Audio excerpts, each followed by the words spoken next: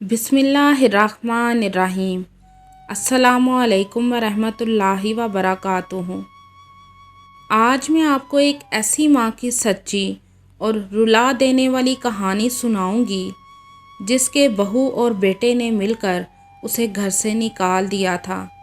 क्यों एक बेटे ने अपनी बीवी के साथ मिलकर अपनी ही माँ को घर से निकाल दिया था? क्या वजह थी? जानने के लिए कहानी इख्तिताम तक ज़रूर सुनिएगा। तो कहानी शुरू करने से पहले आपसे गुजारिश है कि आप मेरे चैनल हमना वॉइस को ज़रूर सब्सक्राइब करें और साथ दिए गए बेल आइकन को भी लाजमी क्लिक करें ताकि फ्यूचर में आने वाली मज़ीद वीडियोस की अपडेट्स आपको मिलती रहें। एक औरत जिसका नाम सफ़िया था, वो अपने दो बेटों के साथ रहती थी। सफ़िया के बड़े बेटे का नाम फैज़ान और छोटे का नाम असद था। सफ़िया के दोनों बेटे जवान थे।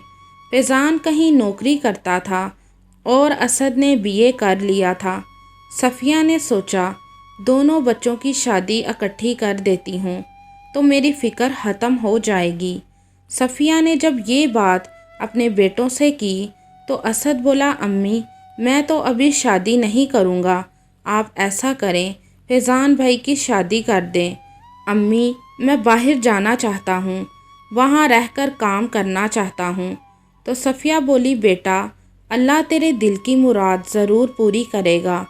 तो फैज़ान बोला, अच्छा असद, अगर तुम्हारी यही ख्वाहिश है तो तुम्हें बाहर मैं भेजूँगा।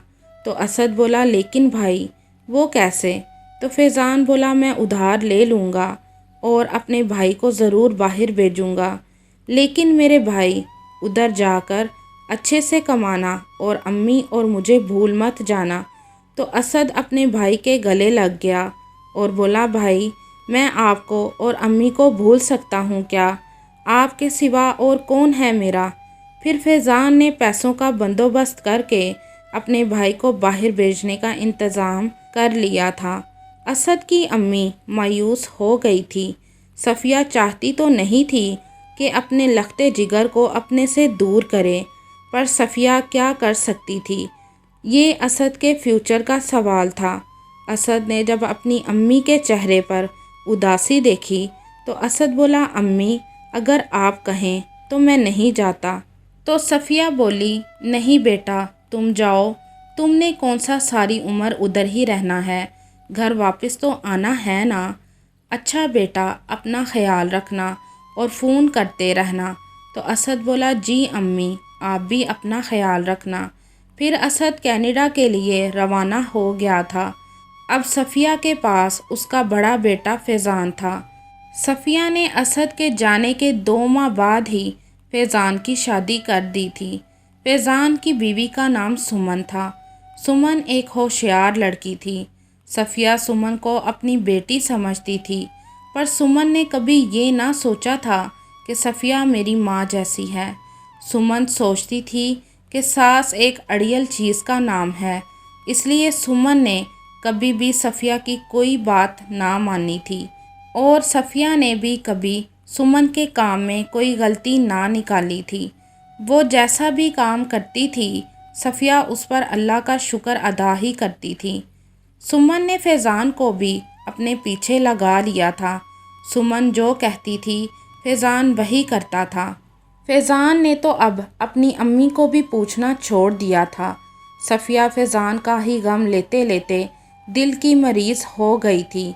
असद ने इंग्लैंड जाकर पहले 6 माह तो कोई पैसा ना भेजा था, लेकिन जब उसने पैसे भेजने शुरू किए, पहले पहल तो असद के पैसे फैज़ान अपनी अम्मी को देता रहा। फिर जब से सफ़िया बीमार हुई थी तब से फैज़ान ने असद के पैसे अपनी अम्मी को देने छोड़ दिए थे। एक दिन सफ़िया ने फैज़ान से पूछा, बेटा असद क्या अब पैसे नहीं भेज रहा?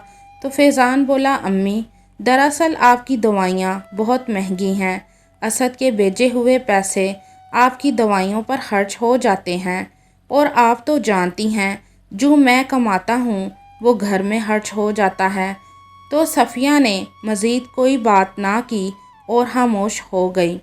सफ़िया अपने कमरे में रह रहकर उकताहट महसूस करने लगी थी। ایک دن وہ اپنے کمرے سے باہر نکل کر لاؤنج میں آئی، جہاں اس کی بہو سمن بیٹھ کر ڈرامہ دیکھ رہی تھی۔ صفیہ بھی اس کے پاس آ کر بیٹھ گئی اور بولی، سمن بیٹی تھوڑی آواز اونچی کرنا۔ تو سمن بولی، کیوں؟ تو صفیہ بولی، بیٹی مجھے آواز سنائی نہیں دے رہی۔ تو سمن بولی، پر مجھے تو سنائی دے رہی ہے نا، اور ویسے بھی آپ کی عمر ہے ڈرامے دیکھنے کی، جائیں جا کر اپنے کمرے میں اللہ کا نام لیں۔ تو صفیہ کو سمن کی یہ بات سن کر بہت دکھ ہوا اور وہ اپنے کمرے میں چلی گئی۔ رات کو جب فیضان گھر آیا تو سمن فیضان کو بولی، فیضان میں آپ کی امی سے تنگ آ گئی ہوں، آپ کی امی ہر کام میں مداخلت کرتی ہیں۔ فیضان اپنی بیوی کو سچا اور اپنی امی کو جھوٹا سمجھتا تھا۔ وہ اپنی امی کے کمرے میں گیا اور بولا، امی آپ کیا چاہتی ہیں کہ میری شادی ٹوٹ جائے؟ تو صفیہ بولی، کیا ہوا بیٹا؟ تو فیضان کہنے لگا، امی آپ سمن کو بات بات پر کیوں ڈانٹتی ہیں؟ آپ نے اپنی مرضی سے زندگی گزاری ہے نا، تو اب آپ ہمیں کیوں نہیں اپنی مرضی سے زندگی گزارنے دے رہی؟ تو صفیہ اپنے بیٹے فیضان کی باتیں سن کر رونے لگی، بجائے کہ فیضان اپنی امی کو چپ کرواتا۔ بولا، بس کر دے امی، اب آپ کے یہ آنسو مجھ پر کوئی اثر نہ کریں گے۔ یہ کہہ کر فیضان صفیہ کے کمرے سے باہر چلا گیا۔ کچھ دن بعد صفیہ کی طبیعت بہت خراب ہو گئی تھی، تو فیضان اپنی امی کے پاس آیا اور بولا، امی چلیں میرے ساتھ، میں آپ کو ڈاکٹر کے پاس لے جاتا ہوں۔ تو صفیہ فیضان کے ساتھ کار میں بیٹھ کر دوائی لینے چلی گئی تھی۔ پھر کافی زیادہ راستہ طے کرنے کے بعد فیضان نے کار روک دی اور صفیہ کو بولا، امی لگتا ہے کار خراب ہو گئی ہے، آپ ایسا کریں تھوڑی دیر ادھر بیٹھیں، میں ابھی کار ٹھیک کروا کر آتا ہوں۔ دوپہر سے رات ہو گئی۔ صفیہ اپنے بیٹے کا انتظار کر رہی تھی، لیکن فیضان نہ آیا۔ پھر ایک عورت صفیہ کے پاس آئی اور بولی، بہن آپ کب سے ادھر بیٹھی ہیں؟ وہ میرا سامنے والا گھر ہے۔ تو صفیہ بولی، نہیں میرا بیٹا آتا ہی ہوگا۔ تو وہ عورت بولی، جی ٹھیک ہے۔ پھر ساری رات صفیہ نے اسی بینچ پر گزار دی۔ صفیہ بخار میں تپ رہی تھی۔ اگلے دن صبح پھر وہی عورت آئی اور بولی، بہن آپ گئی نہیں؟ تو صفیہ بولی، میرا بیٹا نہ جانے کیوں نہیں آیا۔ تو وہ عورت بولی، آپ میرے ساتھ آئیں، جب بھی آپ کا بیٹا آئے گا تو وہ میرے گھر میں ایک بڑی سی کھڑکی ہے، آپ کو پتہ چل جائے گا۔ پھر صفیہ اس عورت کے گھر چلی گئی اور کھڑکی میں ہی جا کر بیٹھ گئی۔ صفیہ کی نظریں باہر سڑک پر ہی جمی ہوئی تھیں، جو کہ اپنے بیٹے کو تلاش کر رہی تھی، پر فیضان آج بھی نہ آیا۔ صفیہ ایک ہفتے تک ایسے ہی کھڑکی سے باہر اپنے بیٹے کے انتظار میں دیکھتی رہتی تھی۔ پھر ایک دن وہ عورت بولی، مجھے لگتا ہے کہ آپ کا بیٹا اب کبھی نہیں آئے گا۔ تو صفیہ رونے لگی اور کہنے لگی، میرا بیٹا مجھے کہہ کر گیا تھا کہ میں کار ٹھیک کروانے جا رہا ہوں، لیکن ابھی تک نہیں آیا۔ شاید میری بہو اور بیٹا مجھ سے تنگ آ گئے تھے، اسی لیے مجھے یہاں چھوڑ کر چلے گئے ہیں۔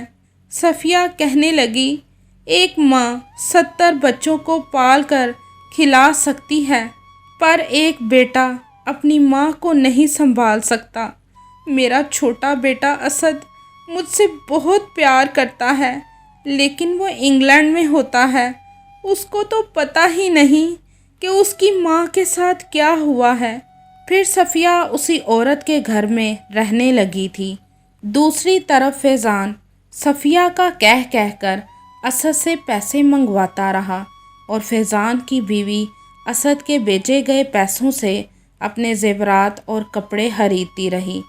اور جب اسد نے فیضان کو بتایا کہ میں 15 دن تک واپس پاکستان آ رہا ہوں، تو فیضان پریشان ہو گیا کہ میں اسد کو امی کے بارے میں کیا بتاؤں گا۔